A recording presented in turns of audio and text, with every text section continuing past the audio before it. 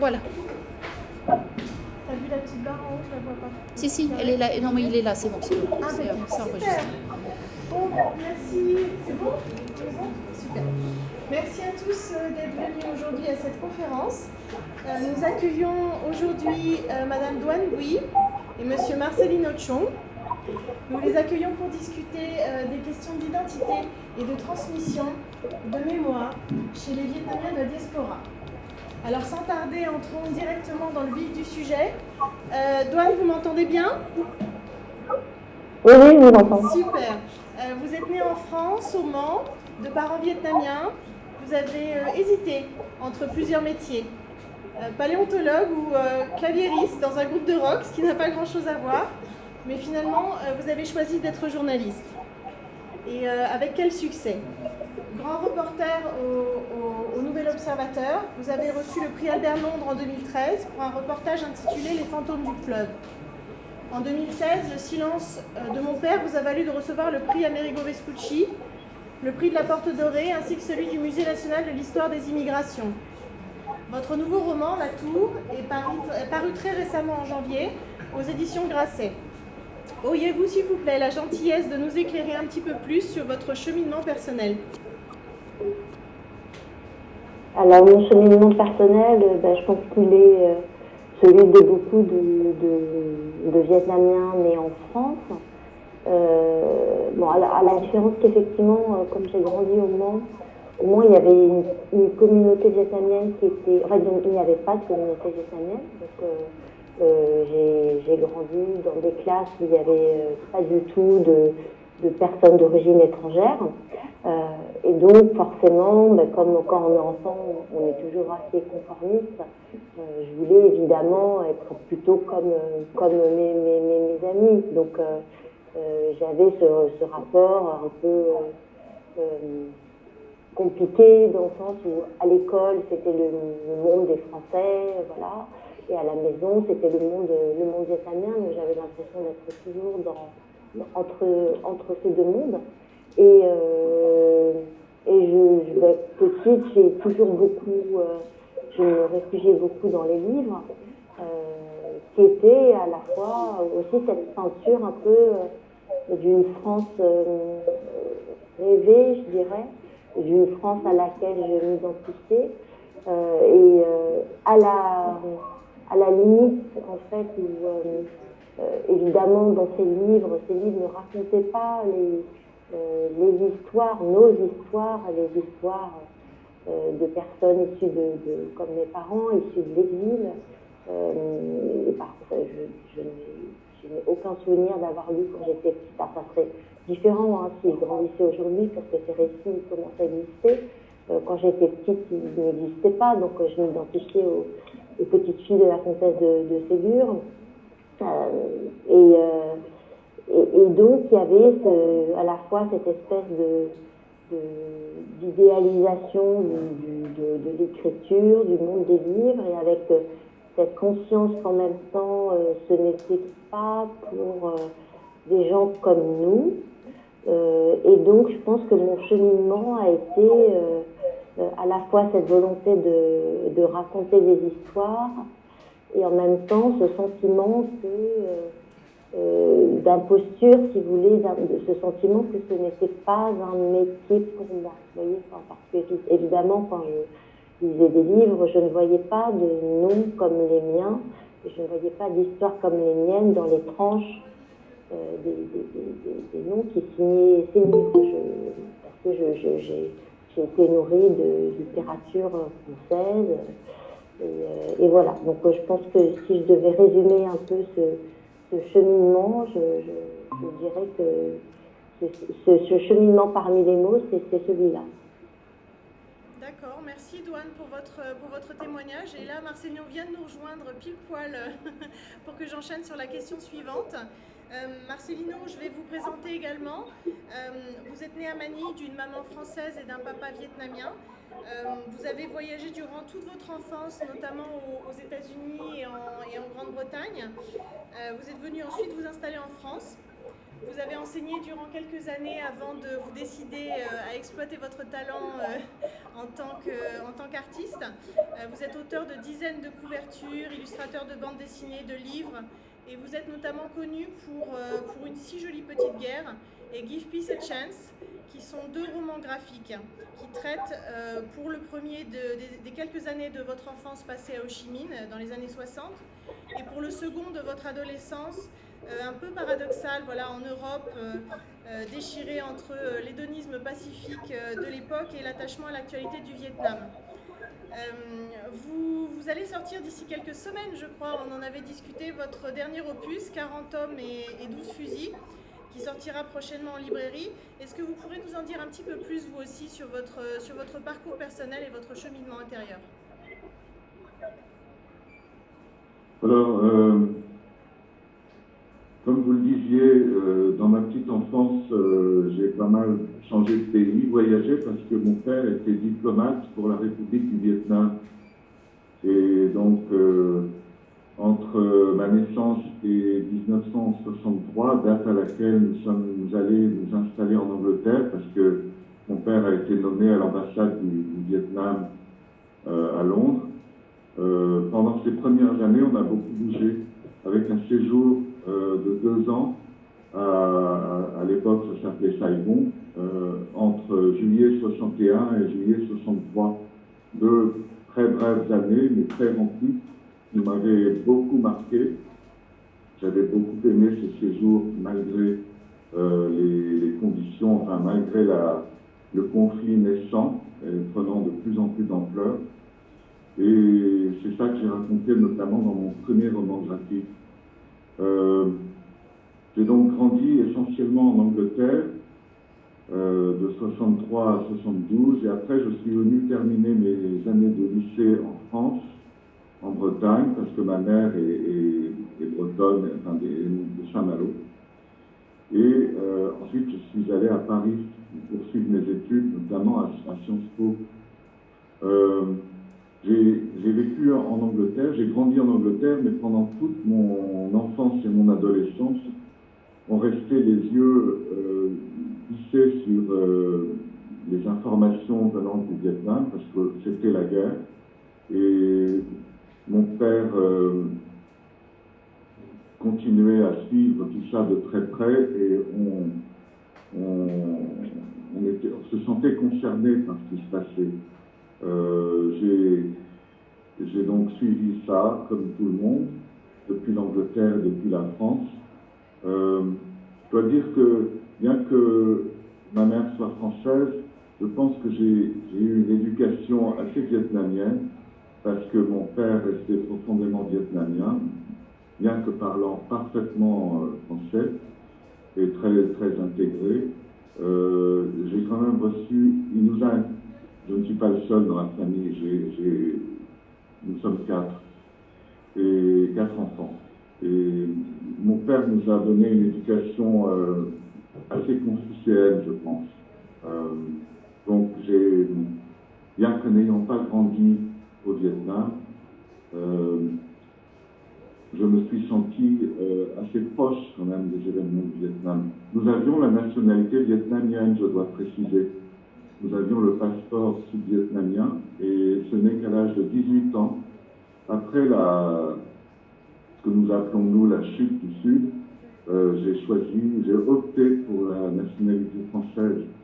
Mais jusqu'à l'âge de 18 ans, je me sentais concerné, et j'étais même techniquement en âge d'être incorporé dans l'armée. Et pour moi, c'était une réalité. Ça ne s'est jamais produit, parce que nous étions à l'étranger, mais c'était une réalité pour moi. D'accord, Marcelino. Écoutez, ce que vous venez de nous dire tout à l'heure, tous les deux, et la manière dont vous avez présenté les choses m'amène à vous poser une seconde question. Je vais commencer par vous, Douane. Vous n'avez jamais habité au Vietnam, donc évidemment, puisque vous avez toujours, vous êtes né en France et que vous avez toujours habité en France. Vos parents ont quitté le Vietnam quand ils étaient eux-mêmes dans leur jeunesse. Vous nous avez parlé de votre ressenti de petite fille, voilà, qui avait un petit peu de mal à passer de l'un à l'autre entre la maison au Vietnam et l'école en France. Quel est aujourd'hui votre ressenti d'adulte par rapport à votre identité? C'est-à-dire que maintenant, vous êtes donc une femme accomplie. Comment vous considérez-vous? Accomplie, je ne sais pas. Accomplie, je ne sais pas. En tout cas, bien sûr, comme Marcelino, moi j'ai eu une éducation vraiment vietnamienne. J'ai eu une éducation vraiment confucéenne, vietnamienne, totalement vietnamienne. Et en fait, ce qui est un peu étrange, c'est que ma langue maternelle, c'était le vietnamien. C'est-à-dire que quand je suis arrivée à l'école, je ne parlais pas français, je parlais que vietnamien. Et j'ai ce souvenir de chercher mes mots en français. Et après, ce qui est très étrange, c'est que je ne sais pas ce qui s'est passé, mais parce que c'est l'école, tout ça, Ouais, mes parents continuent à parler vietnamien à la maison, mais j'ai oublié le vietnamien. Ah oui. J'ai oublié complètement le vietnamien. Et je ne parlais plus que français. Donc oui, il y a eu une rupture de ce côté-là, puisque j'ai oublié le vietnamien. Comme je vous l'ai dit au départ, comme j'étais au Mans, il y avait peu de communautés il n'y avait pas de communauté vietnamienne, puisque nous étions la première famille d'origine vietnamienne à nous installer dans cette ville. Donc il n'y avait pas d'infrastructure comme des cours de vietnamien ou voilà, d'autres vietnamiens que j'aurais pu rencontrer. Donc je pense que j'ai quand même été effectivement, de ce fait, même si j'avais une éducation totalement vietnamienne, j'ai été déracinée d'une partie importante de la culture, qui est évidemment le langage. Vous voyez. Et en fait, pendant des années et des années et des années, chaque fois que j'allais au Vietnam, j'essayais d'apprendre le vietnamien, enfin bon. Et chaque fois, bon, j'arrivais à me débrouiller, mais c'était compliqué, mon rapport au vietnamien. Parce que je pense que comme en fait c'est ma langue maternelle, j'avais honte d'avoir oublié cette langue. Et donc cette honte d'avoir oublié cette langue m'empêchait de l'apprendre comme j'ai pu apprendre l'allemand et l'anglais, parce qu'il y avait trop de choses compliquées qui se jouaient avec cette langue. Et en fait, ce n'est que récemment, bon après j'ai eu effectivement, je pense, un long parcours pour apprivoiser cette double identité, mais enfin ça c'est très banal. Je pense que tout le monde effectivement a ce cheminement-là. Moi évidemment ça s'est cristallisé avec le fait, comme mon père a eu son AVC en 2005 et que j'ai réalisé que je lui avais pas, qu'il n'y avait pas eu de transmission, que je lui avais pas assez posé de questions, qu'il m'avait pas assez raconté en fait son histoire. Donc à partir de là, effectivement, il y a eu tout un travail qui continue finalement aujourd'hui, parce que voilà, je dirais que ça s'est un petit peu débloqué là, et cet été j'ai réussi à commencer à apprendre le vietnamien. Tôi mới bắt đầu nói tiếng Việt bây giờ. C'est impressionnant et c'est vraiment intéressant, Douane, parce que c'est vrai qu'on s'aperçoit qu'il y a un poids très important, évidemment, de la psychologie et qui, voilà, il y a un impact terrible dans la façon dont on a de s'exprimer. Et c'est vrai qu'aussi on comprend mieux l'impact de l'école, parce que c'est très intéressant le basculement dont vous avez parlé d'une langue à l'autre, alors que vous continuez à parler la langue chez vous. Vous avez basculé. Et ça sera l'occasion d'une autre question. Avant cela, Marcelino, je vais vous poser un petit peu la même question. Finalement, vous avez très peu habité au Vietnam, seulement 2 ans quand vous étiez petit.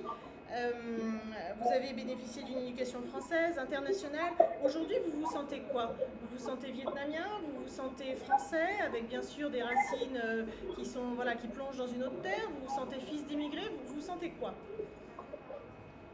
Je me sens binaire, je me sens les deux. Je me sens avant tout français parce que, et là je ne parle pas bien vietnamien, quand nous étions enfants, maman étant française, on parlait français à la maison. Et mon père appartenait aussi à cette dernière génération de Vietnamiens, très francophones. Il avait fait ses études d'abord au Vietnam, puis à l'université, à la Sorbonne et à Sciences Po, donc il parlait un français impeccable. Ce n'est que, et j'ai tout, quand j'étais petit, on dit que quand j'étais petit à Saigon, je me débrouillais très bien pour la langue courante. Manger, dormir, amou et aller se promener. Mais j'ai tout oublié une fois arrivé en Angleterre, et le message de notre père, c'était apprenez déjà à parler correctement le français. Quand il disait correctement, ça voulait dire impeccablement, et aussi l'anglais, parce qu'il avait conscience que notre avenir risquait de se dérouler plutôt en Occident. Et c'est ce que nous avons fait. Ce n'est qu'après mon deuxième voyage au Vietnam en 1993, que pris de passion pour le pays, je me suis plongé dans l'apprentissage de la langue vietnamienne avec la méthode Assimil. Et je connais bien les premiers chapitres de la méthode. Mais donc, si on utilise un mot qui n'est pas dans la méthode Assimil, je ne comprends pas ce qu'on dit. Mais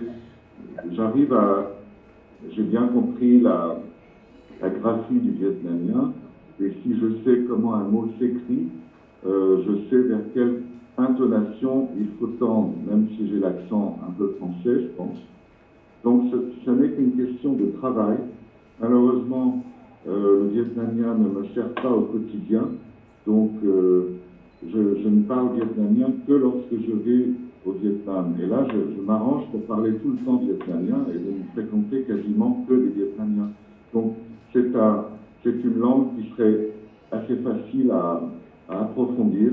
Ça n'est qu'une question de travail, mais je ne le fais pas, faute de, je n'ai pas vraiment la nécessité de le faire. Pour mes recherches ces dernières années, pour mon nouveau livre qui sortira à l'automne, je me suis mis à essayer de déchiffrer quand même les textes, certains textes, ou au moins les légendes sous les photos. Sur Facebook, par exemple, j'ai beaucoup d'amis vietnamiens et parfois je m'amuse à lire les commentaires du quotidien vietnamien et à les traduire, puisqu'on peut les traduire facilement. Donc, c'est quelque chose que j'ai en tête. J'aimerais posséder la langue, mais voilà, je n'ai pas encore eu le loisir vraiment de m'y consacrer entièrement. Le métier d'illustrateur est un métier qui prend énormément de temps. C'est très chronophage, comme on dit, qui dévore du temps, chronophage. Donc c'est au détriment de d'autres activités. Mais j'y aspire à apprendre cette langue correctement. Et pour répondre à votre question, donc j'ai une double identité.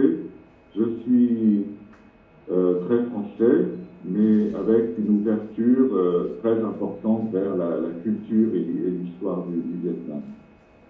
Merci Marcelino. Et ça m'amène, ce que vous venez de me répondre et ce que nous a dit Doan tout à l'heure m'amène à vous poser la question suivante, tous les deux. La diaspora vietnamienne aujourd'hui compte à peu près 5 millions de personnes dans le monde. Comment est-ce qu'on fait pour garder le contact avec son pays? Comment est-ce qu'on fait pour garder le lien? C'est intéressant parce que vous avez un petit peu abordé tous les deux la question tout à l'heure. On a compris que c'est pas parce qu'on continue à baigner dans un environnement de langue qui est le bon qu'on continue à parler la langue, puisque Doan nous a expliqué que justement elle a eu ce basculement. Vous avez arrêté de parler, mais en même temps vous avez envie de vous y remettre. Est-ce que c'est l'accès aux informations locales? Est-ce que c'est continuer à manger vietnamien et la gastronomie vietnamienne? Est-ce que c'est avoir de la famille quelque part qui vous rattache encore au pays? Qu'est-ce qui fait qu'on garde quelque part un fond en soi de vietnamien, même si on a appris à vivre ailleurs? Alors déjà, c'est lié, mais je vais juste revenir sur la méthode Assimil. pour en parler Marcelino, parce que bon, moi aussi, chaque fois que j'allais au Vietnam, j'avais cette maudite méthode assimile, que pour le coup, j'arrivais à peu près à maîtriser, mais sauf que en fait, au bout d'un moment, apprendre à répéter tout le temps où est la gare et le restaurant, en fait, c'est très chiant et ça empêche, c'est impossible de vraiment maîtriser la langue avec assimile, parce que c'est très très ennuyeux. Donc en fait, comment on garde le lien, au-delà évidemment la gastronomie, la culture et tout ça, moi je vais revenir encore sur cette histoire de langage, parce que pour moi en fait, le fait d'avoir débloqué ce truc et d'avoir réussi à vraiment, en fait depuis l'été, je me suis mis à parler plus qu'en vietnamien avec ma mère. Je me suis mis j'ai changé mon Google pour qu'il soit en vietnamien pour m'habituer à toujours le voir en vietnamien. Donc c'est horrible parce que chaque fois que quelqu'un tombe sur mon Google Chrome, il ne comprend rien. J'essaye de lire. Donc, alors vraiment, cet été, je n'arrivais pas du tout à parler. J'étais complètement bloquée. Je n'arrivais pas à dire un mot. Et en fait, j'ai commencé à regarder des ressources sur Internet pour apprendre la langue. Et c'est vrai que par rapport à ce qu'il existait il y a encore 4-5 ans, ou même lors de mes derniers voyages au Vietnam, en fait, la pandémie, de façon paradoxale, la pandémie a fait qu'il y a beaucoup de choses qui se sont développées sur Internet, des chaînes YouTube, des trucs comme ça. Donc j'ai trouvé plein de ressources. Donc je le dis à votre égard, pour vous, Marcelino, si ça vous intéresse. Franchement, j'ai trouvé plein de ressources sur Internet pour apprendre le vietnamien. Donc je me suis mis là-dessus. J'ai une prof qui est à Saigon, donc que je salue. Je lui ai pas dit d'ailleurs que je faisais cette conférence. Que je continue à avoir toutes les semaines par Google Meet ou par Zoom. Et j'essaye même de le faire. Là, c'était un peu compliqué là pour moi cette conférence parce que je viens de rentrer de reportage. J'étais à la frontière avec l'Ukraine. Et bien, figurez-vous que même avec la frontière, un jeudi matin, j'ai quand même maintenu mon cours de vietnamien. Et donc, je racontais ce que se passait à ma prof de vietnamien qui est à Saigon. Et donc, il sait tout de ce qui se passe. Et j'ai essayé de le raconter en vietnamien. Et en fait, le fait de reconquérir la langue, moi j'ai l'impression que c'est ça qui me permet de mieux comprendre la culture vietnamienne, de mieux comprendre, par exemple, un truc aussi de mieux connaître la culture actuelle. C'est-à-dire qu'en fait, comme je le disais tout à l'heure, assimile, je trouve ça très très très très ennuyeux. Donc moi j'ai besoin de lire des choses qui m'intéressent, d'écouter des choses qui m'intéressent. Donc du coup voilà, j'essaye de lire BN Express, j'essaye de lire même si quelquefois je galère, mais j'essaye de lire des journaux, des trucs de la vie de tous les jours des gens. J'essaye d'écouter des podcasts qui parlent et en fait tout ça, les podcasts notamment, ou les journaux. Surtout tout ce qui est sur la vie familiale, intime, culturelle. En fait, ça me permet de découvrir toute une facette du Vietnam que alors là, je ne parle pas du Vietnam de la diaspora, je parle vraiment du Vietnam actuel. C'est-à-dire que ça me permet, là par exemple, j'ai commencé à regarder, il y a eu toute une polémique sur le rappeur Dern avec sa chanson Mang tiếng về cho mẹ, voilà, c'est ça, je crois que c'est ça. Donc, toute une polémique très ramener de l'argent à sa maman, toute une polémique intéressante. Bon, j'ai regardé ses chansons de rap, tout ça, ça me permet de découvrir en fait cette société actuelle. Alors j'étais en contact avec la diaspora vietnamienne, mais c'est encore différent. C'est-à-dire que la diaspora vietnamienne, elle a une culture à elle, avec des choses très à elle, c'est-à-dire des émissions comme Paris by Night, Canly, enfin voilà, mais c'est sa culture. Et les Vietnamiens d'aujourd'hui, comme ma prof, qui ont 30 ans, ils n'écoutent pas Canly. Et ils ne regardent pas Paris by Night. Alors nous, ceux de la diaspora, quand on voit Paris by Night, ça nous rappelle nos grands-parents, ça nous rappelle nos parents, donc ça nous aimait beaucoup. Mais les gens de la vietnamiens aujourd'hui, alors il y a un retour le Kai Leung, des trucs comme ça, mais bon, c'est très très différent. Et donc moi, c'est vrai que ça me permet d'avoir une fenêtre vers le Vietnam contemporain, qui est encore, voilà, et c'est une espèce de troisième pied qui est là encore très différent du Vietnam de la diaspora. Et ce lien-là, que je commence tout juste à mettre en place, et qu'il faut évidemment, j'ai encore tellement de travail, et je parle tellement mal, et j'ai un accent tellement horrible, mais bon, au moins ça me permet de comprendre mieux même les structures de langage, c'est-à-dire que pour la première fois en fait j'ai pu lire en m'aidant d'un dictionnaire, etc., mais j'ai pu lire la traduction en vietnamien du Silence de mon père. J'avais jamais relu le Silence de mon père,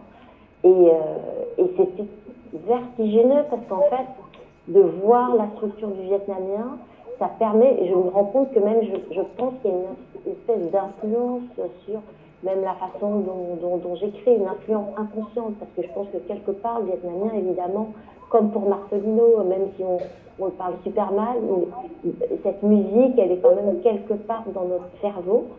Et donc, il y a plein de choses dans la structure de la langue, dans les temps, dans le fait que les mots, ça a toujours redoublé, enfin, plein de choses comme ça que je trouve passionnantes, en fait, et qui me permet de comprendre même mieux mon rapport à l'écriture en français.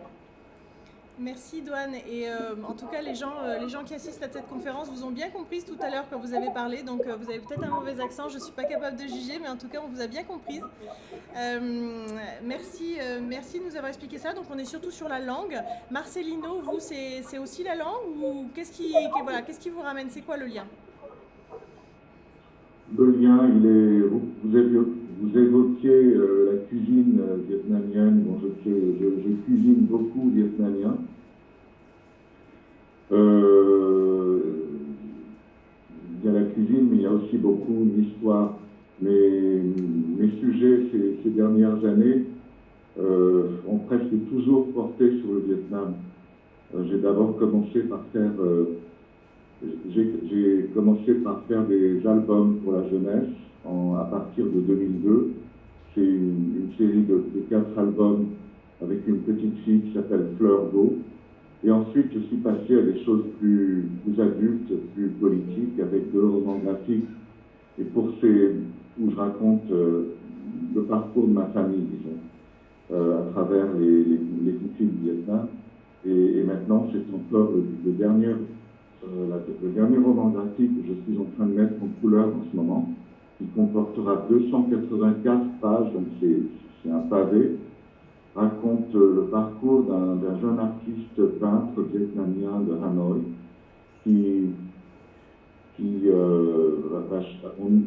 ça se déroule à la fin de la guerre d'Indochine, en 53-54, mais personne ne sait que la fin est proche. Et comme c'est un artiste peintre,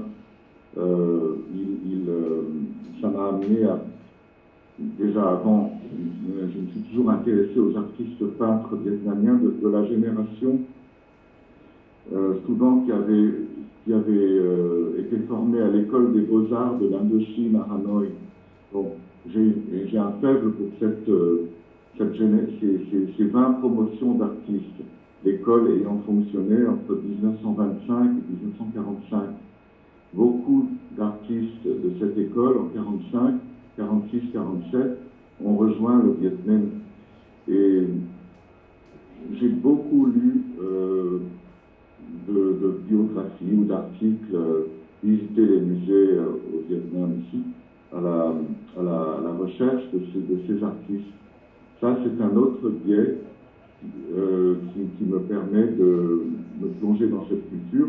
Bien sûr, la littérature vietnamienne, mais là, mes lectures sont plus modestes parce que, là encore, faute de temps, peut-être, parfois, mais la découverte du parcours des artistes peintres qui ont participé à la guerre d'Indochine, notamment, m'a beaucoup intéressé. Et c'est ça le sujet de mon livre. Je raconte le parcours donc, d'un jeune artiste qui se retrouve par un concours de circonstances qu'il ne domine pas, enrôlé dans l'armée populaire. Et on va le suivre jusqu'à Dien Bien Phu. Il est combattant dans l'armée populaire, bien qu'appartenant à la bourgeoisie de Hanoï, au moment où politiquement le Viet Minh est fortement influencé par la Chine maoïste et où les campagnes se succèdent pour promouvoir la classe ouvrière et la classe paysanne et condamner la classe dite petite bourgeoise ou bourgeoise. Donc il est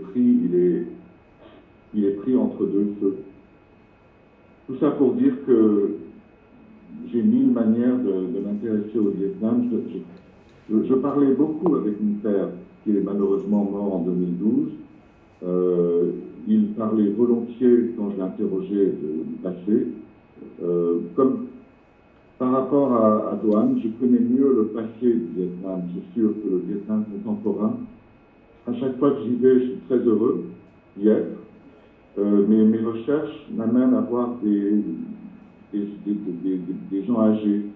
Mon dernier voyage est déjà lointain, il remonte à 2013. Je suis allé à Hanoï et jusqu'à Dien Bien Phu pour voir les décors et j'ai rencontré au moins 3 anciens cadres du Viet Minh, dont l'un est décédé récemment, c'était Dang Van Diet, dit le roi de la RC4, Dang Van Diet. Et puis, j'avais un grand ami historien, Dao Te Hung, qui était le fils de Dao Duy An, un grand lettré. Donc c'est souvent par des amitiés avec des gens plus âgés que moi, et aussi dans ma famille. J'ai de la famille au Vietnam, j'ai beaucoup de tantes et d'oncles, surtout au sud. Le patriarche de la famille, patriarche très sympathique, pas du tout autoritaire, c'était Lee Tian Chung, c'était un cousin très proche de mon père. C'est avec Lee Tian Chung que mon père est parti étudier en France en 1948. Mais quand je retournais au sud, c'était toujours Tiu Chung, mon oncle Chung, je l'appelais, que j'allais voir, parce qu'il lui parlait un français absolument impeccable aussi. Et donc pour moi, c'était très commode de communiquer. Et il me racontait plein de choses. Avec lui, j'avais l'autre son de cloche, c'est-à-dire que mon père me parlait plutôt du côté nationaliste, mais c'était un lecteur au quotidien du monde, donc c'était quelqu'un de très fin et très éclairé, pas du tout dogmatique, du tout. Et avec Tutu, j'entendais aussi le point de vue des Vietnamiens qui avaient choisi, comme il disait, le plan de la révolution. Donc, grâce à ce pluralisme dans notre famille, j'ai eu accès à des gens vraiment intéressants. Grâce à Tutu, quand j'étais allé à Hanoï pour la première fois en 1993, j'ai pu rencontrer une personnalité aussi, un général qui s'appelait Tan Do, qui était le commissaire politique de la division 312 à Dien Bien Phu, qui m'a reçu très gentiment. C'est ça mon lien quand même le plus fort ces dernières années, ça a été toujours à chercher à comprendre mieux l'histoire du Vietnam et surtout l'histoire du Vietnam, disons, du XXe siècle. J'ai beaucoup creusé ça et je continue à le faire. J'adore le Vietnam contemporain aussi, mais je le connais moins. Mais c'est intéressant, c'est pas le Marcelino. sujet, en tout cas, de mes travaux, pour l'instant. Mais c'est très intéressant de voir vos deux visions différentes des choses. Voilà, l'une plus sur la langue, l'autre plus sur l'histoire, la culture et le partage. Et justement, ça me fait revenir à une autre question que j'avais envie de vous poser. Vous avez évoqué votre papa, Marcelino, et vous aussi, Doan d'ailleurs. Je voudrais revenir sur cette histoire de coupure culturelle que vous avez vécu tous les deux. C'est vrai que souvent nos parents, nos grands-parents, quand ils ont vécu des épisodes un petit peu douloureux, traumatiques, ils se murent dans le silence, ils ont du mal à gérer auprès de leur descendance, entre guillemets, leur passé et à en parler. Donc je voulais voir un petit peu, parce que je crois que vous avez de ce point de vue vécu tous les deux expériences totalement différentes. Je crois que Douane, voilà, ça a été difficile de communiquer, difficile d'en parler, on n'a pas assez posé de questions, c'est ce que vous disiez tout à l'heure. Marcelino, vous aviez l'habitude d'en parler régulièrement. Donc voilà, parlez-nous tous les deux de vos expériences diverses en la matière, si vous le voulez bien. Alors en fait, effectivement, là c'est vrai que j'ai parlé de la langue, mais moi ce qui s'est passé, c'est que comme je connaissais très mal l'histoire pendant longtemps, j'y avais cette espèce de blanc sur l'histoire du Vietnam. Donc ce processus qu'évoque Marcelino de se plonger dans l'histoire, le passé du Vietnam, comprendre la guerre, j'ai eu ce même pôle d'attraction comme lui. Je suis allée aussi plusieurs fois à Dien Bien Phu. J'ai essayé de comprendre en fait, parce que je n'arrivais pas en fait tout simplement à savoir quelle était l'histoire de ma famille. Enfin, c'est tout aussi bête que ça. Hein. Et quand j'ai fait le silence de mon père est sorti en 2016, c'était donc 11 ans après l'AVC de mon père, donc qui a failli, donc il ne pouvait plus répondre à mes questions. Lors de cette enquête, j'ai découvert effectivement pas mal de choses sur l'histoire de ma famille paternelle. Puisqu'en fait, mes tantes qui habitent en France ne parlent pas français. Donc c'est pour ça qu'en fait, si vous voulez aller à la recherche de l'histoire de la famille, il y avait aussi l'obstacle de la langue.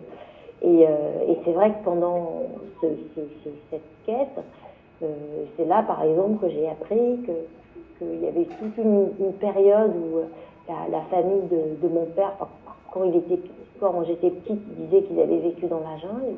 Je savais pas du tout c'était quoi la jungle.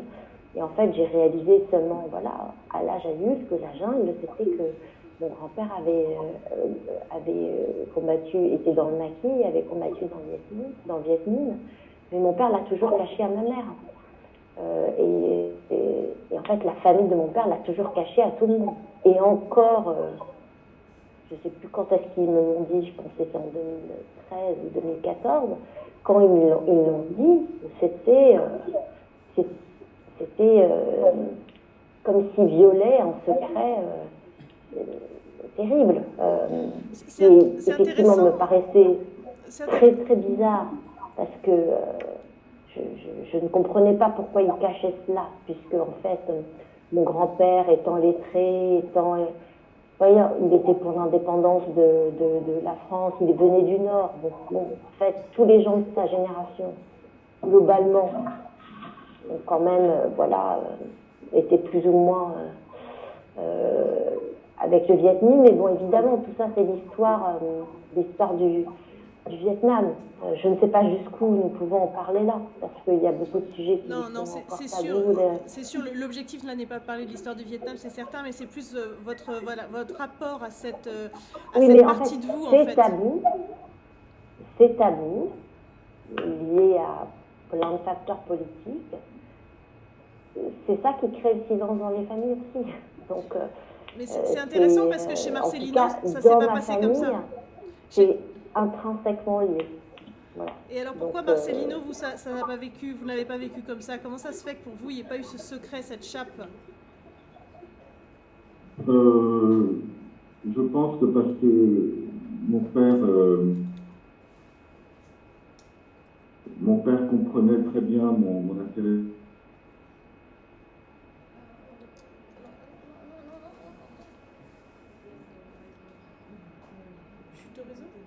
Où il racontait son parcours, et notamment ses années d'étudiant à Paris, ou alors sa jeunesse au Vietnam, ses études secondaires au Vietnam, mais aussi son rôle pendant la première République du Vietnam, parce que lorsque mon père a été rappelé au Vietnam, il était en juillet 61, il était conseiller culturel à l'ambassade de la République du Vietnam à Washington. Et lorsque nous sommes arrivés à Saigon, et pendant 2 ans, il a été appelé presque quotidiennement au palais de l'indépendance pour être l'interprète très souvent du président Liu. Et donc il était un peu au courant de ce qui se passait. Et j'en parlais beaucoup avec lui, et il répondait volontiers à mes questions. Je n'ai pas eu à souffrir du mutisme de mes parents. D'abord, bon, je parlais de ces choses-là surtout avec mon père. Il n'y a pas eu ce mutisme parce qu'évoquent très souvent les Vietnamiens de la diaspora. Tous quasiment me disent « mes parents n'en parlent jamais ». Alors moi je leur dis « bon, il faut peut-être un peu les interroger un tout petit peu plus ». Il y a un traumatisme souvent qui fait que les Vietnamiens qui ont vécu de la diaspora, qui sont partis dans des conditions très dures, n'ont pas envie d'en parler, je suppose. Mais il y a un besoin aussi de la génération suivante d'en parler. Je crois qu'il faut parvenir à gentiment les décider à raconter des choses. J'ai pas eu ce problème-là. J'ai pas eu ce problème non plus du côté de la famille vivant au Vietnam, grâce à cet oncle Lee Kian-chung. Dans la famille, on est très littéraire et très intéressé par l'histoire et la politique. Donc, c'est des sujets qu'on aborde volontiers, très facilement. Et il n'y a pas que mon père, j'ai aussi des tantes et des oncles vivant maintenant pour la plupart en France, au Canada, aux États-Unis, qui eux aussi, lorsque je les interroge, me parlent très facilement. J'ai aussi, donc, dans ma famille au Vietnam, il y a un moyen, il y a un lien qui me relie à eux très facilement. C'est que l'un de mes nombreux cousins a créé un site web qui s'appelle Yaden Ta Chung, Ta Chung, Ta, c'était le nom, Ta Chung, c'était le nom de ma grand-mère, de Hanoi. Elle s'appelait Ta Huyen Lam. Et il existe donc un blog, un site, très facile à trouver, Yaden Ta Chung, sur lequel il y a toutes sortes d'infos sur la famille. Ma grand-mère paternelle avait 11 frères et sœurs. Donc vous imaginez le nombre de descendants que ça entraîne. Et on est tous reliés grâce à ce site où on échange énormément de nouvelles familiales, les naissances, les décès, mais aussi beaucoup de photos contemporaines ou anciennes. Donc je n'ai pas souffert de ce mutisme. Et pourtant, il y a des tas d'histoires incroyables, comme dans toutes les familles vietnamiennes. Doan disait que son grand-père était dans le maquis. J'ai eu un cousin de mon père aussi, dans le maquis, et toutes ces histoires circulent dans la famille. Et moi, j'en suis particulièrement friand, donc j'embête tout le monde avec ma soif de ces histoires-là, parce qu'elles sont tellement hautes en couleurs, elles sont tellement délirantes parfois que je regrette. Il arrive qu'il y ait des zones d'ombre et je regrette qu'on manque de détails. Enfin, je regrette de ne pas avoir suffisamment interrogé certains des anciens qui sont décédés depuis. C'est très intéressant, merci à vous deux. J'ai encore quelques questions pour vous, mais comme il nous reste que 15 minutes, je me demandais si le public avait envie de vous poser des questions. Donc j'allais d'abord leur laisser la parole avant de conclure. Est-ce que certaines personnes d'entre vous ont des questions à poser à nos intervenants? Et si vous voulez bien, vous levez. Voilà, parlez fort, ça arrive. Oui, vous avez tous les deux mentionné éducation confucéenne. Comment vous le traduisez et quel contenu vous mettez derrière? Avez-vous entendu, Doan et Marcelino, vous avez tous les deux évoqué une éducation confucéenne. Qu'est-ce qui se cache derrière pour vous? Quel sens lui donnez-vous? Tu veux commencer, Marcelino? Non, vas-y, je t'en prie. Confucéenne, c'est-à-dire le respect des parents, la difficulté aussi, parfois, je dirais, de s'affirmer comme individu face au groupe. La difficulté même, je dirais, de dire je, qui, là encore, vous avez vu tout à l'heure, j'ai dit toy, et en fait, je suis mal à l'aise d'avoir dit toy. Mais bon, en même temps, je ne sais pas ce que j'aurais dû dire, ou quelque chose d'autre, mais bon, c'est toujours cette espèce de comment on s'adresse, ou même, enfin, je ne sais pas comment ce serait, mais cette difficulté à dire ce mot très simple qu'il y a en français, du jeu, de l'individualisme. Donc je dirais que c'est un rapport entre individualisme et collectivité, individualisme et la famille, puisqu'en fait l'individu est toujours qu'une petite part et il n'existe pas en dehors de la famille. Pour moi, ça serait ça, et avec évidemment le respect de ce que les parents veulent pour nous, en fait. Donc, c'est cette obéissance par rapport à ce que la famille veut pour nous. Je partage ce que dit Douane sur l'éducation confucienne. Elle est très stricte et c'est le respect dû aux aînés, bien sûr. Alors, je dois dire que je n'ai pas toujours... nous, les enfants de la famille, on a beaucoup rué dans les brancards. Ruer dans les brancards, ça veut dire se révolter. Parce qu'on a grandi en Angleterre dans les années 60 et 70, au moment où l'Angleterre était traversée par la contre-culture pop des années 60 et 70. Donc c'était même un haut lieu de la contre-culture pop, où là, justement, on mettait en cause l'autorité parentale, l'autorité de l'État, l'Église, l'armée, toutes les traditions, toutes les conventions étaient mises en cause. Et nous, on était jeunes, on était adolescents, et donc on était influencés par tout ça. Et l'éducation confucéenne au milieu de tout ça, mais c'était d'un autre siècle. Donc il y a eu beaucoup de conflits dans notre famille, parce que mon père essayait de nous éduquer dans ce sens, avec quand même une grande clairvoyance. Mais la règle paraissait très stricte par rapport au grand désir d'émancipation qui traversait les sociétés occidentales à l'époque. C'était complètement à l'opposé de ce que voulait dire la jeunesse occidentale. Mais j'en garde quand même, maintenant que c'est derrière moi, j'en conserve quand même le respect dû aux aînés. Je trouve que quand il est mérité, quand les aînés se comportent bien, ça a quelque chose de très, très confortable pour la vie familiale. Je répète qu'il faut que les aînés se montrent à la hauteur et méritent ce respect. Mais quand il est mérité, c'est très agréable, c'est très confortable. Quand je rentre dans ma famille au Vietnam, je trouve très sympathique l'affection à laquelle on a presque droit automatiquement de la part des jeunes qui viennent après. Ça a quelque chose d'agréable. On n'a pas l'impression on n'a pas l'impression qu'ils nous fuient sous prétexte qu'on est plus âgé.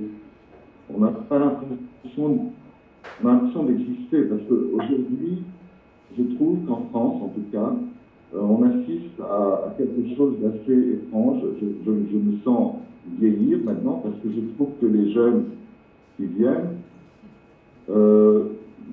semblent ne pas du tout s'intéresser à la génération d'avant, aux générations d'avant. Seul compte pour eux le présent et leur présent. Et je trouve que c'est un peu dommage. Et je trouve qu'on fait un peu trop dans le jeunisme en Occident, c'est-à-dire que c'est le culte de la jeunesse. C'est bien la jeunesse, mais il me semble que les générations précédentes ont quelque chose à apporter aussi. Donc, il ne faut pas aller trop dans l'excès, dans le sens du confucianisme, parce que je sais très bien que le confucianisme, par exemple, vis-à-vis des femmes, est très oppressif. C'est un peu les hommes ont tous les droits et les femmes doivent se tenir à carreau, et je trouve ça complètement idiot. Mais il y a quand même de bonnes choses là-dedans, oui, le respect dû aux anciens et à la parole des anciens. Là encore, quand il est mérité, quand il n'est pas abusif, a du bon. Et ça se perd un peu en Occident. La politesse aussi, due aux gens plus âgés. Je trouve ça très confortable. La politesse est un espace qu'on accorde aux autres et c'est bien pénible quand cette politesse disparaît. Politesse ou civisme, je ne suis pas le seul à dire qu'il y a une sorte de baisse du civisme en Europe et je regrette un petit peu ça. Donc, j'essaie de conserver les bons côtés de l'éducation confucienne de Russie. C'est un sujet très intéressant, Marcelino, mais c'est un autre sujet d'une autre conférence éventuellement. Merci en tout cas pour vos réponses à tous les deux. Est-ce que vous avez une autre question dans le public que vous souhaiteriez poser? On vous écoute.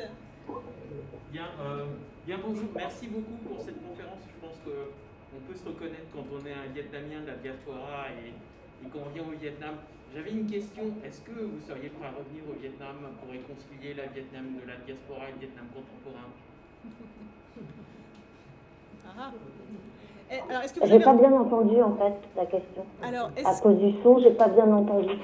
Donc un monsieur de la diaspora vietnamienne qui s'est beaucoup identifié à ce que vous avez dit, qui demandait, est-ce que vous verriez tous les deux revenir vous installer et vivre au Vietnam pour réconcilier un petit peu justement le Vietnam de la diaspora et le Vietnam moderne et contemporain?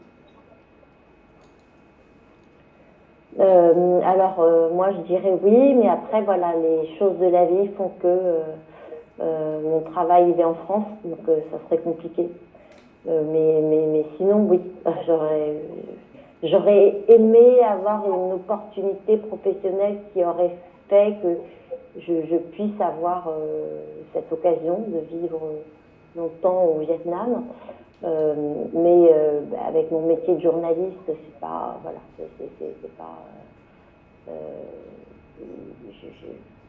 c'est plus compliqué, et plus la famille, etc. Mais effectivement, je pense que c'est ça qui me manque pour faire ce lien. Donc, vous avez raison. Moi, ça avait été un projet d'aller vivre quelque temps au Vietnam, justement pour me perfectionner dans la langue et la culture. Mais la vie a fait... on a décidé autrement. Mais je ne renonce pas, peut-être plus tard. J'aimerais bien aller passer quelque temps, un séjour très long au Vietnam. On vous voit quand même très attaché, Marcelino, à votre plage de Saint-Malo, quand même. Donc, Oui.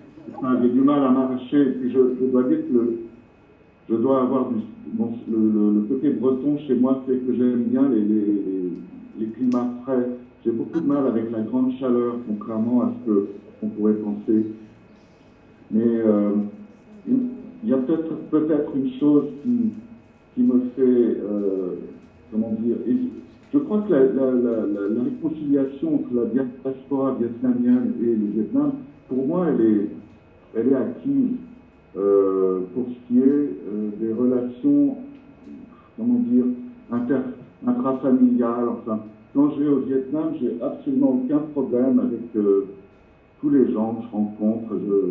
J'adore rencontrer c'est très facile de rencontrer des tas de gens partout. Notamment, quand je me promène, je fais souvent des croquis. J'adore faire des portraits de gens dans la rue.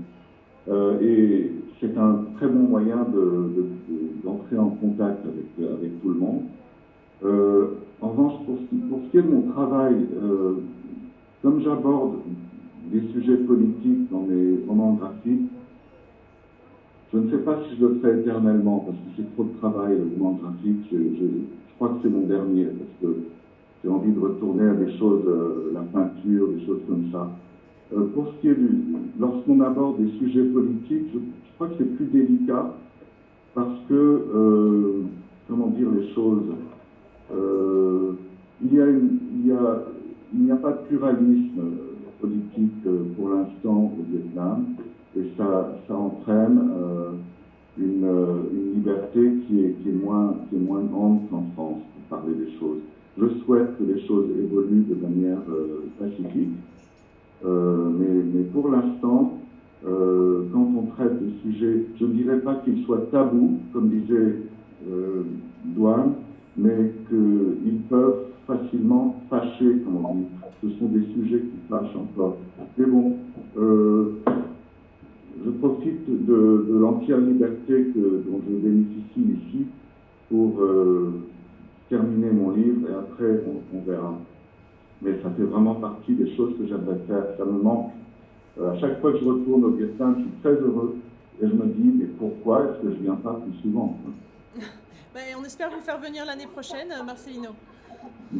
À suivre. Volontiers. Est-ce qu'on approche de la fin de la conférence? Une petite dernière question avant que nous clôturions? C'est bon? Super. Bon, moi, il me reste simplement à vous remercier tous les deux infiniment de votre temps. Il était tôt en plus ce matin en France, donc merci beaucoup Merci à vous. de nous avoir accordé votre temps. Cette conférence a été filmée, donc on la mettra en replay sur notre chaîne YouTube de l'association AEV Saigon Accueil. Merci encore à tous les deux infiniment et à très bientôt. Merci beaucoup. Au revoir. Merci beaucoup.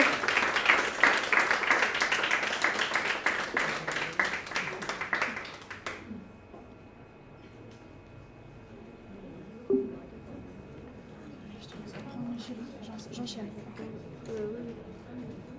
J'ai l'impression que ça s'arrête. Ouais, moi aussi, je pense que ça s'est arrêté. Je vais quand même vérifier. Ah non,